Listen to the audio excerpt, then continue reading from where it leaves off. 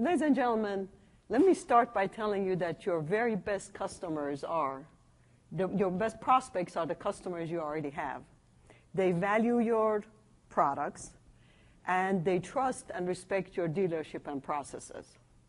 Hello, I'm Saphura Long. I'm president of Gratis Technologies, producers of AutoWall, the first and only interactive customer community. Thanks for joining this workshop. In this workshop, I am going to try and communicate an algorithm with you that will enable you to identify your most profitable customers. And once you identify them, we will be able to hopefully communicate to you how to be able to communicate with them to bring them back into the buying cycle. And also to be able to find out the specific characteristics that made this customer be loyal to you and your dealership. So, you have spent a great deal of marketing time, effort, and money gaining these customers. We're going to hopefully here show you how to manage your revenue month after month by using your own customer base. So, we're starting with some statistics that some of you are probably pretty well familiar with. But to let you understand more further what the environment of sales is nowadays, I'm going to go through all of those.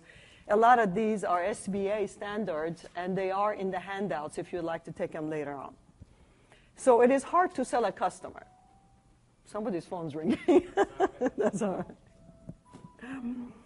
Used to be that customers bought a car once every 4 years, but now they are buying once every 6 years. And the age of the new car buyer has also gone from 43 years to 46 years. So it's hard to sell a car. It is very, very hard to sell a car, and more importantly, the margins are much tighter. It is very hard to make any money once we sell a car. Customer has access to tremendous amounts of information, as you well know. And they do a lot of research on the web before they even walk into your dealership or our dealerships. And of course, competition is extremely fierce in the automotive world. So, now, the value of a trust. A customer needs and wants to build a relationship with you. And this is something that a great deal of research has actually brought to our attention. The history actually shows that their franchisee dealer is very successful in this kind of a vertical in selling. So it is customer is seeking dependability and responsibility in every sale. And that is what we need to convey to our client base. That dependability and responsibility is what makes them sell. I don't know if very many of you remember the FRN, the Ford Retail Network, that happened in Rochester, New York. You're smiling, you probably were from Rochester. Anybody know what that was? That was a case that Ford Motor Company attempted to reduce their cost by reducing the size of their supply chain. And the first thing that they decided to take out was the franchisee dealer. Does anybody know what was the outcome of that? Is there, the FRN is still existing? No. And that is not the only case. General Motors attempted that too. And Ford attempted another case of that. And those cases, none of them survived. Ladies and gentlemen, it is not a luxury to have a car in the United States of America. You can buy a luxurious car. But having a car is a mandate. We don't survive. It's a lifeline for a lot of people. Unless you live in one of the major cities, you got to have a car to get around. And that car has to be dependable. And the customer is counting on you for that dependability and responsibility. By the way, there is some information about the Ford network in the handouts too, if somebody's interested. As you guys well know, it costs 5 times more to gain a new customer, to sell to a new customer than an existing customer. And our lifeline as a dealer depends on getting to know your prime customer. Now, you say, who is the prime customer? The rule of 20/80. 20% of your customers generate 80% of your revenue. That 20% is your prime customer. Actually, in automotive, it's really 33% versus 67. Okay? But it is extremely important for us to get to know this group of customers, the 20% customer. All right. Don't ignore, again, this is SBA standards, don't ignore your present customer in trying to get a new one. In this world, all of us dealers have been trained to go after customer acquisition. Customer acquisition is good. Nobody says you should stop acquiring new customers.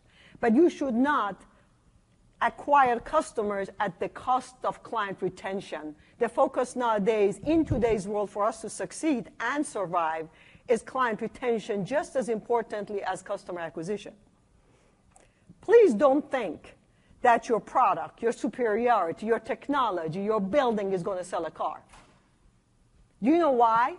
Because every one of those aspects are duplicatable by another person. All of our dealerships look alike. All of our cars are fabulous. There is very little car that doesn't have end-to-end warranty and all that and fabulous everything. Technology is marvelous in all of them. What gets them to buy from you versus the other guy is that dependability and responsibility and matter of building relationship with them. That's this very important aspect of it. These things don't sell a car for you. All right. Value of recurring revenue. I have a recurring revenue model is when you sign a contract with somebody, like some of us technology companies are very lucky to have you dealers as our clients. You're marvelous people and pay a month every month. But recurring revenue is that you sign a contract, you provide a service, and that person to whom you provide the service pays you every single month. It's a nice thing. You start every month by having revenue coming in. I have a friend dealer that one time told me that we are one of the bravest people, that we start every month with no guarantee of revenue. You are brave. That's amazing. I mean, it's an industry that's very difficult. My hat's off to you. But the purpose of this workshop is that hopefully by the time you leave, that doesn't have to be that way. You can make your business to be a recurring revenue, ladies and gentlemen, by a little effort and energy and getting to know who your 20% customer base is. You do have a veritable gold mine in your database. You just need to learn to mine it. And hopefully by the time this workshop is over, you'll get a little bit of a vision of that. All right. So, recurring revenue model, how are you going to tap your own prime customer base? Ladies and gentlemen, it does not start with sending another email broadcast. It does not start with your fabulous advertisements on television. I'm afraid it doesn't work that way. If you want to gain that trust of that customer, it initiates with proper communication and bi-directional communication. All of these things that I just talked about are one-sided. You only gain trust when you're communicating with somebody. And communicating means I say something, you say something back. So, value of a relationship. Most failed relationships happen because there is no communication and there is no bi-directional communication. So, to build a relationship, you must gain trust. You already have gained the trust of these people because you sold them a car, right? Or they came to your service department. But now you must communicate openly with them. Communicate, of course, again, is when both sides talk to one another. And you should be able to take their criticism constructively and do something about it. Now, how are you going to do all that? You have to be maverick and put processes in place at your dealership that support this bi-directional communication with the customer. And that's not going to be easy. And that's something that I'm going to try and address as much as I can today. That process that is controllable, verifiable, and testable is where all of this starts with. Because your customer has to be able to communicate with you regularly. Okay? So, to build up a genuine line of communication with your customer, what tools do you have at your hand right now? Now, again, please don't think that this is CRM bashing or website bashing or DMS bashing. It's none of those. All of these tools are very much needed, but you need to set your expectations right as to what you get from each of these systems. So in your CRM, CRMs are very good, but you have to realize they are database management tools more than anything else. Your customer cannot communicate through your CRM, because what happens if they communicate to CRM? Who gets it? Usually the internet department, right? And a lot of you guys are internet department. But the fact of the matter is that internet department is not equipped for communicating with a customer that already bought from you. They are part of the acquisition department, right? So, websites are mostly nowadays electronic brochures. They are written in HTML. They are cute. They're nice. They are your presence on the web for a customer to come look at inventory and things like that. But where can he on your website communicate with you? If he clicks contact us, again goes where? To the guys at the internet department, right? So that doesn't get you anywhere. And what DMS is, we know where DMS goes, right? DMS is not, customer doesn't have any way of communicating through the DMS. Now, again, this is statistical data. The average dealer never hears from 96% of dissatisfied customers. You know, this is reputation management 101. It is very, very difficult nowadays to post a bad message on Google. You got to have login credentials. But only reason people do that is because they have a lot of anger energy that they go there. If you open the line of communication, the customer will communicate with you. You know why the customer doesn't bother to talk to you? Because they don't think you care. They think you sold them that first car and good and well, and that's it, and goodbye. And that is the image that you have to change if you want to succeed in this. Dissatisfied customers cost you money. Did you know that 50% of these customers who complain would do business again with you if you address that complaint satisfactorily? 50% of them, half of them would come back to you. They just want to be able to communicate with you and gain from you some measure of satisfaction that you took care of the thing. And what is going to support this communication goes back to that process we talked about that you have to put in place. Now, the process alone cannot be only human-centered, ladies and gentlemen, although human is a very important aspect of it. But it has to have technology to support it, too. And we'll get into that in a little bit. So, again, this is SBA information.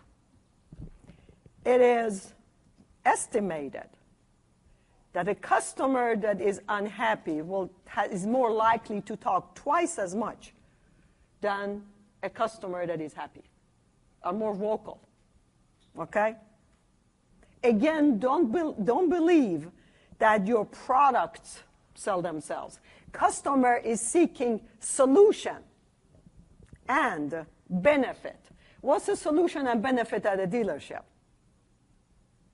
Good service department that takes care of them, communication back, that something is a problem, that they can come back and communicate with you.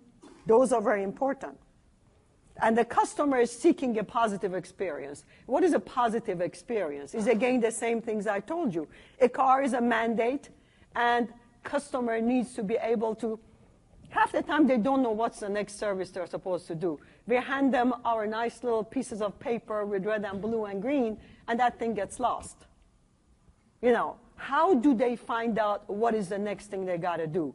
How do they find out how to communicate with you? Okay. Do you really think that you can succeed and survive in today's world by just gaining new customers over and over and over again? I need to think that again. And can you afford that in today's world? That's something you need to think about. All right. Now we're going to do a test. Everybody ready to take a test? Now, the answers to these are, oh, yes, of course, yeah, definitely, and all that. No. The purpose of this test is to make you think. Do we really do this? And if we do it, how do we do it? Okay? Now, a copy of this test is out further out. We can give you some if you want to take one back to your dealership. But again, the answers to it are, of course, very simple. But it is for you to think, how do we do this? Are we really doing it at our dealership? So, do you realize that your established customers, even the small ones, are your very best account because they're easier to sell? Of course we do. All of us know that, right? That one we all already know. The answer to that is definitely. But now, do you communicate to all your customers that are important to you? How do you do that? That's something you need to think about. Putting an apple in their car or, and I'm not saying that putting an apple in the car is a bad idea. It's a great idea. And your cookies in the service department are marvelous. That's a good thing, too. Don't stop doing those. But those don't communicate to the customer that they are important to you. Important and special to you. You need to have other processes in place that the customer can feel special and communicate back with you. Second, self-evaluation. You encourage return business at your dealership. How do you encourage return business at your dealership?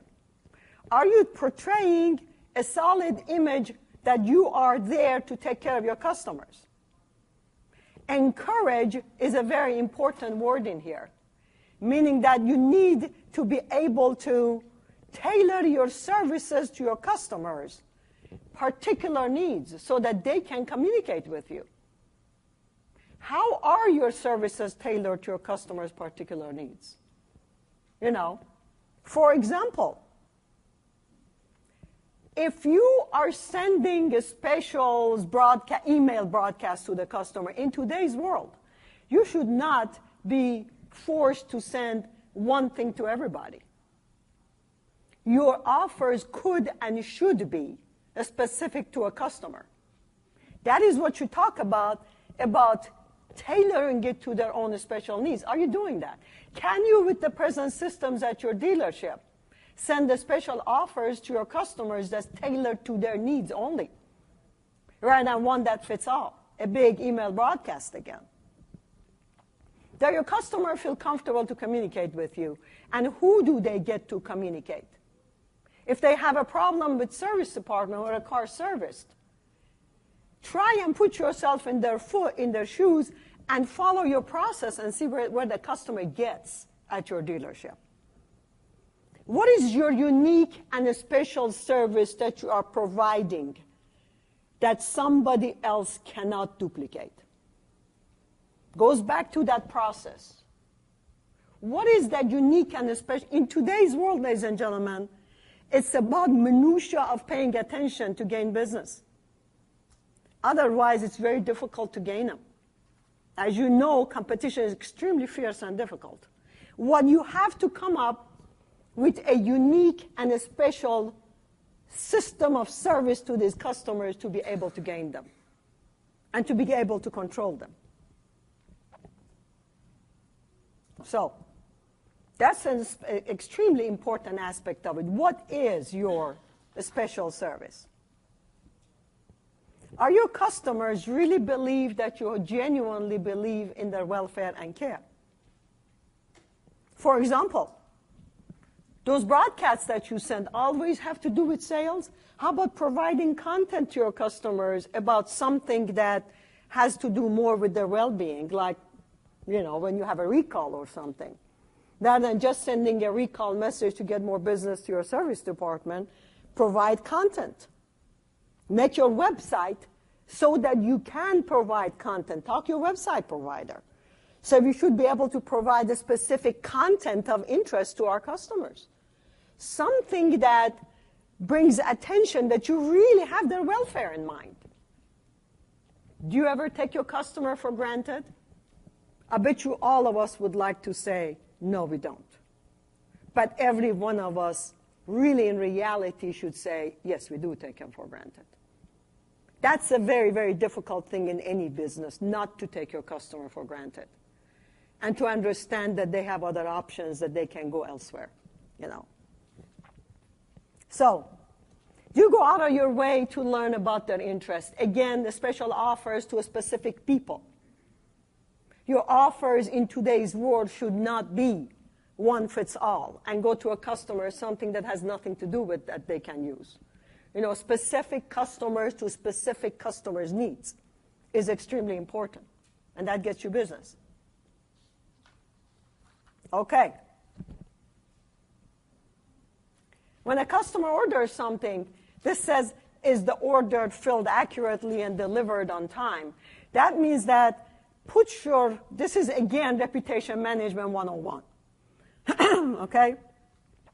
If you set the expectations right with your customer, then your customer will, and then hold to those expectations, your customers will be satisfied.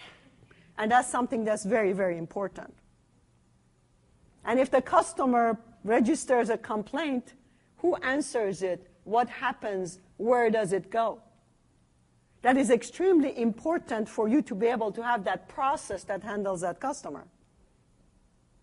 And again, do you always follow up with the problems? Remember that people alone are not going to be sufficient in this. You're going to need to have processes and technology to also support it.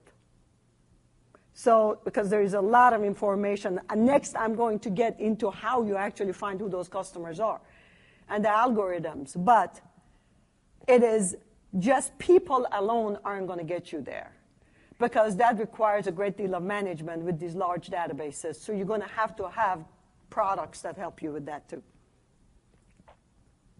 So how'd you score?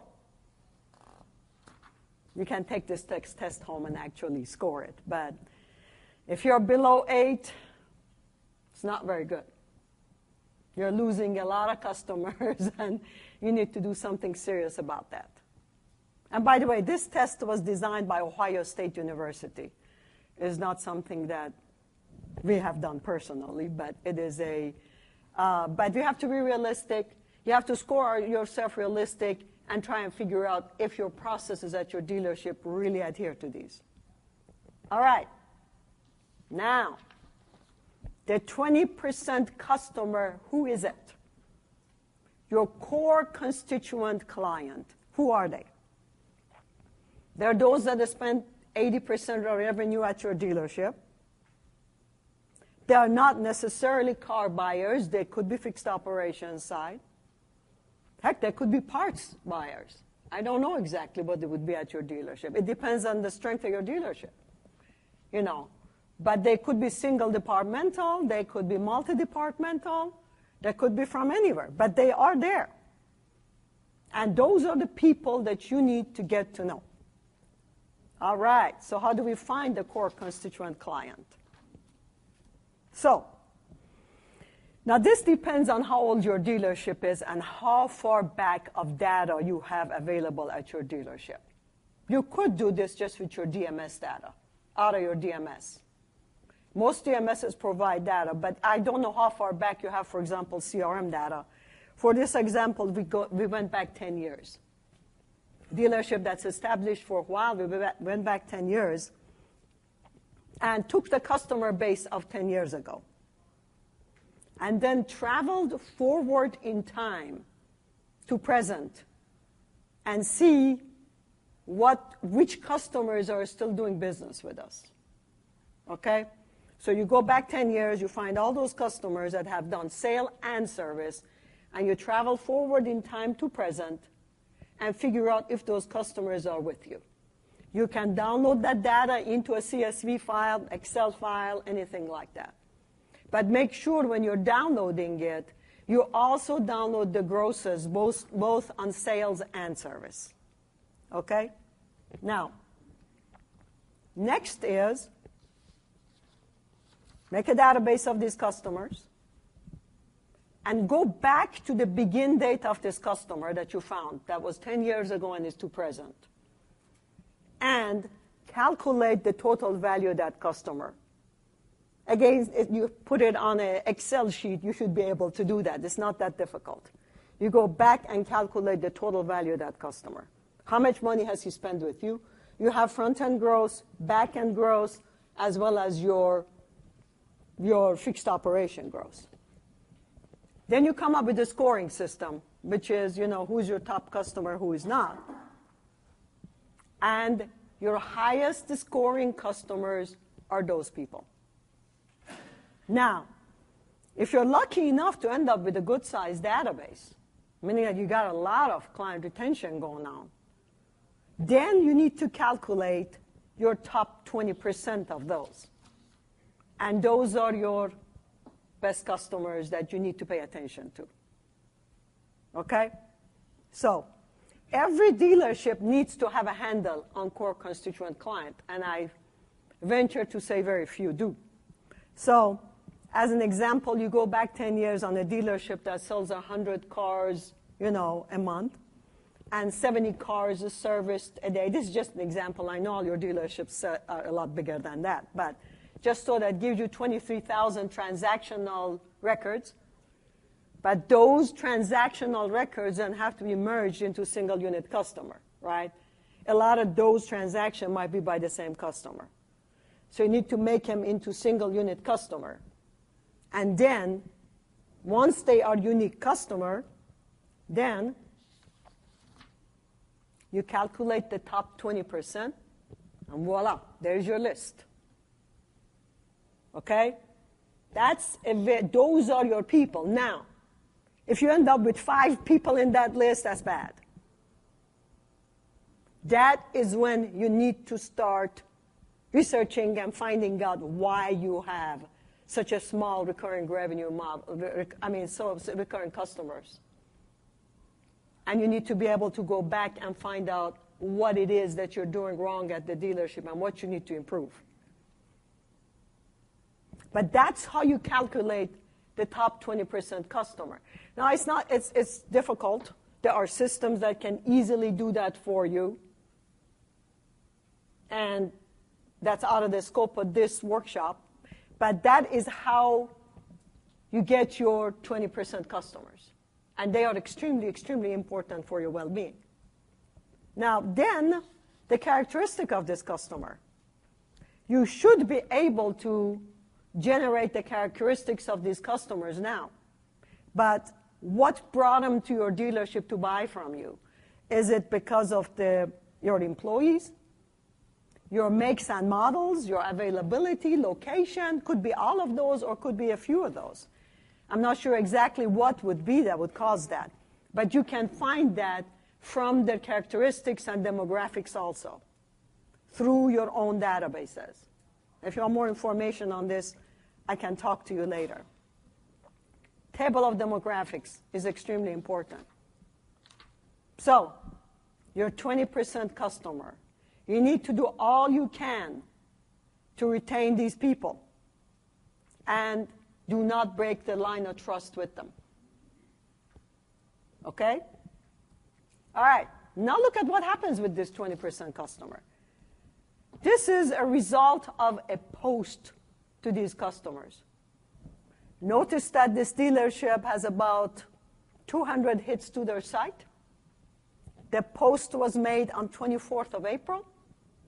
And look at how they jump when you talk to them. There is a result of that kind of communication, directed communication to a group of customers that believe in you and trust in you. Okay? And you have built a relationship with. Here is an example of a 20% customer. Look at how many, I know that this is little, there's a screenshot, how many cars this guy has bought from this dealership throughout the years. I bet you have customers like that in your database. Notice that some of these there's some other strange models, but if you click on the view on each of these cars, there is a whole bunch of service repair orders behind every one of these cars this guy has bought. He's a genuine customer.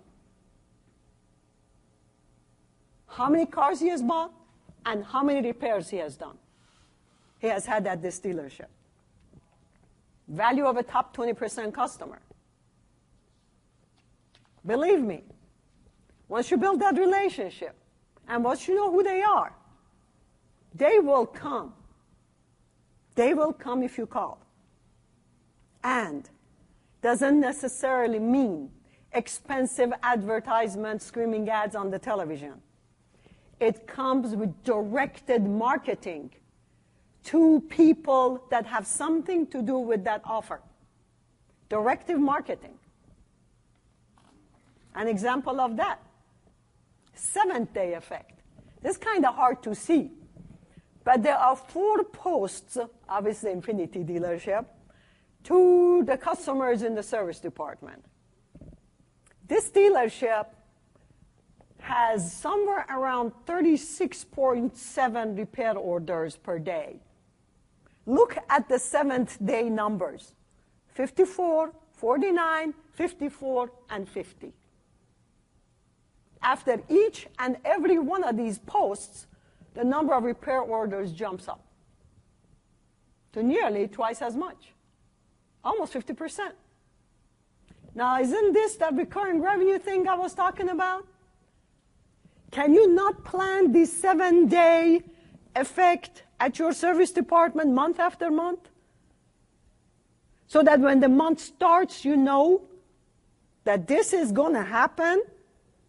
Now, supposedly you do 2 posts like this a month. 2 7 days, the number of repair orders jumped up by twice as much. And the grosses are there to attest to this too. That is what I'm talking about value of recurring revenue. You have a recurring revenue model right here. If you, at the beginning of the month, make your plans on the proper post to the right customer that you've already figured out who they are, then you can manage and control your revenue in the service department month after month from your own database. All right. So now, we're going to quickly go over the tools you got at hand at the dealership and see what you can do here. You have CRM, you got telephone, you got Facebook, you got website. By Facebook, I mean social media, and other. So, CRM, one of the problems you got is your customer doesn't have access to CRM. CRM is, again, single directional. Does not build relationship. It should be CDM, Customer Database Management System. Because your customer can't do anything with CRM. And that's part of the problem with CRM. You also cannot show return on investment on CRM. Doesn't mean go drop your CRM. CRM is very important still for lead management that comes through your internet. That's important. And customer data entry. Another problem is that the data in CRM is not reliable primarily because people hand enter data in DMS and people hand enter data in CRM, and DMS import after every transaction hits this data in the CRM, and you end up having problems with it. You end up having too many duplicates. You end up having unclean data, and that's not a good thing. If you can put processes in place to clean this data, DMS import on a daily basis, the only way you can do it is a human being eyeballing it. Your DMS import, you're shaking your head for right. Your DMS import coming into there, if you handle it on a daily basis, you can do it. Don't wait till the end of the month. It gets a huge database. And you got to do it every single day in, day out to clean the CRM database. Otherwise, you're going to have a problem. Okay? Now your telephone. You know, you got to be joking about that. We have telephone systems nowadays in our dealerships that you can't even get the operator. Come to imagine, leave message for a dealer principal or general manager or service manager. That is not a method of communication, and we all know it. All right. Now, again, this is where we talk about people alone will not get this project done. You're going to have some technology behind it to help you. Next is something like social media. Social media can work if you do a great deal of management of it. Because if a customer communicates through social media with one of your employees, that employee's Facebook page better be something that you are proud of. And realize that a person can post a message on a wall for somebody that everybody else can see. The bi-directional communication that goes on in Facebook requires a lot of management. It's difficult. Somebody got to be watching that on a daily basis again. And that makes it very difficult for you to do also. Okay? So if you want to use Facebook as a method of communication, you got to do a great deal of management there. And you got to watch that. All right. So again, you know, with Facebook, if your employees are people to communicate with through Facebook, then you got to manage that very carefully and see what's going on there. Website. Your website is a good thing to use, but again, it's difficult. Your website people can't communicate through it other than contact us or things like that. And again, it goes to the wrong person. So, what is the solution? Interactive website, hopefully. And going into that is not part of the scope of this workshop. But that is probably the very best way to be able to control and manage and communicate with these customers. Well, ladies and gentlemen, I think I've gone over my time anyhow. So thank you for coming. And do you have any questions? Anybody has anything that they would like to discuss? Yes, ma'am. You may have noticed the face I made when you talked about communicating with your customer through websites. Because most website companies, they hate it when you want to change anything. Yeah, well, that's true. Where would we get more information on an interactive website? Come to booth 728. You know, we cannot discuss what we do, but you know, I was. It wasn't about what you were saying. It was right. my It is very correct. Booth 728. The interactive customer community tool that I talked about is probably right. Is the interactive website. But sure, you're welcome. Any other questions? Anybody has comments? I've gone a little over time. Yes, ma'am. Go ahead.